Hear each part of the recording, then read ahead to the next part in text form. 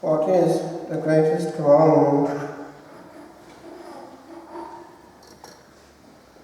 We forget the Lord's answer when we get on our high horse. Our issue is more important, and charity goes out of the window very quickly because something else is more important. Indeed, the bottom line of all moral life is that the key of interpretation of the law is charity. When asked, how can I apply the law of love in this situation? The Eastern Church goes to great lengths in doing that. They call it economia, and they try to adjust a situation by fixing it according to what is possible within it. Sometimes they go, for us, a bit too far, and there are historic reasons for that.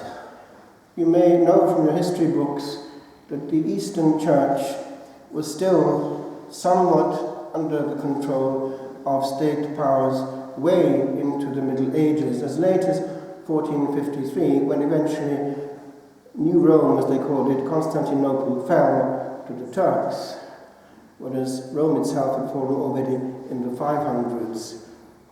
But that was a problem because that explains why they in the East allow a second union before a priest when a first marriage has collapsed. And Cardinal Müller indicated some years ago, when he was still prefect of the Congregation of the Faith, that this was a problem for us. Now, theologians actually talk about that amongst themselves and say, well, probably that can't be actually sacramental. It's just a damage limitation operation. And there are again profound reasons for that. Our faith is logical. If one is married, one is married. If one is not, one is not. And that's how we handle it, if one is not. Just be aware of that when people try to make arguments to indicate that a bit of elasticity in this realm is okay at times. The bottom line is this: one has a right to intimacy only with one's lawful wedded wife. I close that parenthesis, but it's not indifferent either, because at all times we have to interpret the law of God, hic et nunc. The gospel is about charity. In the monastic life, there are certain things which are not that different from what most of you have to handle in your married life. Why? Put fish in the same aquarium and you have the same problems emerging very quickly. All the more so if it's always the same fish and the same aquarium. So one has to either make it a joy or just live together and bear each other until death. And there's a big, big difference. It applies also to you if you're married, or wherever you are actually in life with brethren or sisters. Joy actually has to be worked at. And one big element is this one of not making the issue more important than charity. And if one has to discuss something, one does it without raising the voice. That's not often the case if one looks around, either in marriages or in chapter meetings. Decibels often carry the day, and you watch. It'll probably be what will happen also in this ongoing synod. Decibels will carry the day. Now, the demon is a noisy specimen at the best of times, and those who use decibels to get their point across are using his instruments. The Lord rarely raised his voice. He did so in the temple when he wasn't amused at what happened there, and he might do the same actually in some of our temples. Some of them have become also the abomination of desolation. Noise, precisely the language of you know who. Noise. And so charity is not noisy. Indeed, profound relationship is more easy without too many words. If there are many words, people are not at ease. They are still nervous and shy, and the indication is that they can't stop talking because silence is embarrassing. It's enough, if one knows a person well, just to be quiet, and one doesn't need an awful lot after that. Having said that, one has to avoid also icy silence. I remember coming across this one time in France.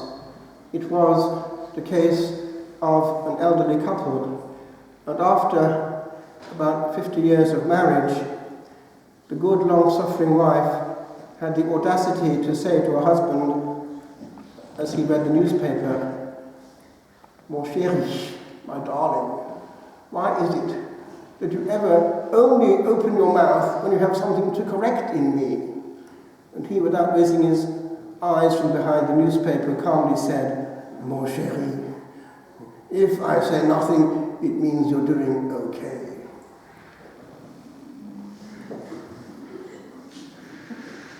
And the big proof with regard to quality of relationship is if we can actually have another person's company without a machine to make it more comfortable.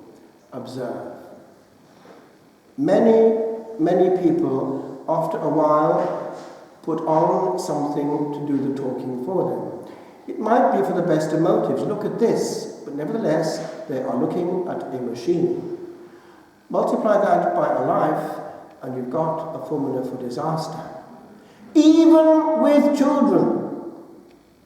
A child who loves his parents is far healthier than a child who loves his bumble. It's far better to invest painful, expensive time with your offspring than abdicate before an instrument that does it for you, and you will have lost your child by the age he's about 13 or even less.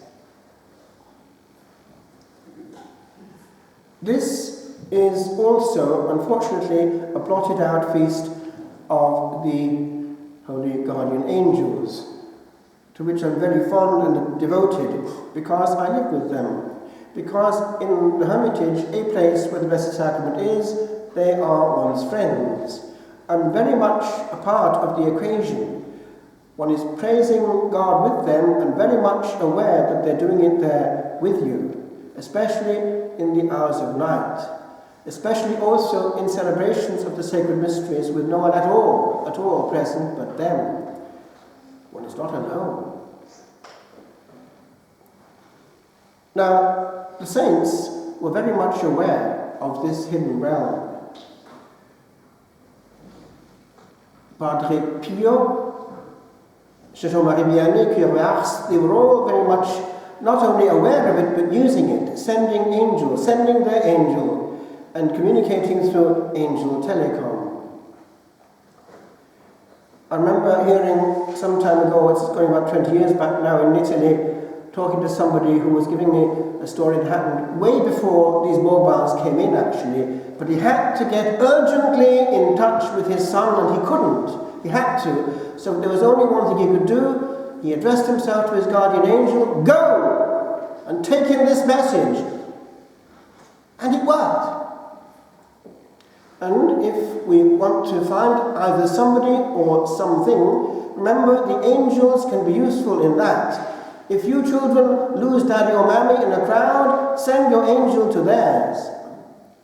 I remember 4 years ago now, when in the early stages I used to go quite a bit over to the family that took me in, as it were, under their wings when I got to Dulic, an elderly family. I still saw them actually last night. They're very good to be still, Paddy and Pauline. And it was just before Holy Mass on a Sunday. I had to go over for some reason, and just before getting in the car to come to the Latin Mass, I think it must have been one of the old churches we had before coming here, way back. Where did that go? It was the battery of the camcorder. And without battery, you can't do an awful lot. It's the heart. It has to function on that. And time was running out. Where is this essential bit of the equation? And I couldn't, and she couldn't find it. And we were in her house, and I prayed as a last resort to our guardian angels. You can see it, indicate where it is, give us an inspiration. And she had the nudge to look in an unexpected corner under the whole plethora of contraptions, and it's quite hidden underneath, and no one would have known it was there. It was there. So it's a real world, and they want us to invoke them. I mentioned Padre Pio. He was a big user of angel telecom. You know that when he would be with the people, if he was getting back to the friary from the church, he would have to have a gorilla or some kind of bodyguard to protect him. And it was the faithful Fra Alessio, who didn't die all that long ago, some years ago. I heard him one time. I heard him a lot on tape. And he would give testimonies that he had to be there, otherwise the Italian women, they will have scissors and they will take first-class relics of the good friar, taking out big chunks of his habit unless I am there. And so he had to protect the good friar as he got back to his cell, otherwise it was a comic disaster, all for piety, of course. But of course, he had to be there, and he would actually take a few winks of sleep to catch up, when after a while he had to get up again to be with him. But he had trouble with his alarm clock, and Padre Pio wasn't amused, so he would time after time have to send him his guardian angel, and eventually he took him up on this. And he was explaining, well, my alarm clock isn't very reliable. Well, he said, in that case, you must get a new alarm clock. I am tired of sending you my guardian angel. These are real presences. And that same Fra Alessio did explain that because he was in the presence of Padre Pio all the time, and Padre Pio had a sixth sense, aware of where there was grace or its absence, a kind of smell of soul, he had to be in perfect nick. He had to go regularly to confession, and fortunately, he said, my soul was always in good trim, so he was able to be okay in the presence of Padre Pio. But if one wasn't, he wasn't long in detecting it. And that is a common, actually, in the equation of the saints who had these gifts. Our own Catherine of Siena had it. And you know that she was sent by the Lord himself all the way to France, to Avignon, to get Pope Gregory back to Rome. So off she went with herself, a damsel who was in her late 20s and couldn't even read or write practically. She got to the papal palace at Avignon and stood before the Holy Father and said two words, Qui puzza! Here, it stinks. So the Pope sat back and took her very seriously, especially when she came out with things that only he and the Lord knew about in his early life. And so it is that we can sharpen our nose. We can actually ask for the grace of discernment and awareness, the gift of a certain knowledge and detection. In French, it's called don la science, the gift of knowledge. I've seen it at work, and it's quite powerful. I mentioned before, I think, how moved I was in the mid-80s when it was all happening. We'd have thousands of people praying together, at Ars actually, and coup sur coup, we'd have these miracles going on before our eyes, all accompanied with the gift of knowledge. And it was something out of this world. It's the real thing that you can't fool or put on. A person's leg growing to the size of the other at the time, and so on. And these things, of course, were all medically recorded. Now, these are there because we're getting into this realm and there's no more frontier. We're handing over, and the Lord, who is a living Lord, when finding open souls, open areas of work, is no longer pushed out of his own and zooms in. And we can claim those gifts. And they happen. I remember at university, we were praying, lots of us, this is in Bangor now, and I was doing theology. There were lots of us praying together one evening, and it was intense. And somebody came out with this: I can see a white thing with red in the middle. And somebody else at the same time came up, I am getting it too. It's a medical gauze, and there's blood in the midst. One of the girls here has had an abortion. It was parallel to what was happening at Ars, when we were told somebody at the back of the basilica who's murdered a man. It happened 10 years ago. He was never found out. The Lord is inviting him to come back and get mercy. And we heard the following day that it had happened. This is our God. So the frontier is not so absolute between this world and the next. The angels are a bridge, constantly hovering this way and that. And we can plug into this world. And we do! At the moment of consecration, all heaven is there! I remember being given to read in France the life of Gabriel Sorter. He was Abbot of Bellefontaine, one of our daughter houses, and he became Abbot General of the Trappist Order. He died in 1963, a saint.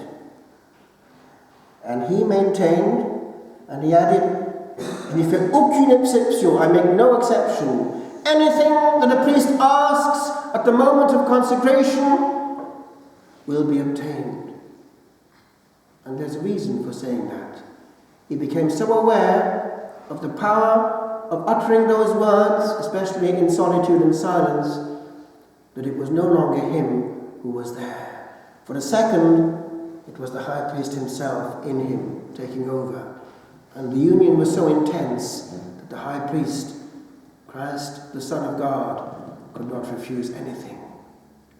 That's our faith. That's our church. That's the power that we have. The consequences follow. The only position that is convenient for that is that of the angels. Noseward, prostrate, hadios, hadios, hadios. And in that context, we see how any word in discontinuity with that atmosphere of otherness, holiness, and warmth and charity is pure nonsense in the spiritual life. One can't come from Calvary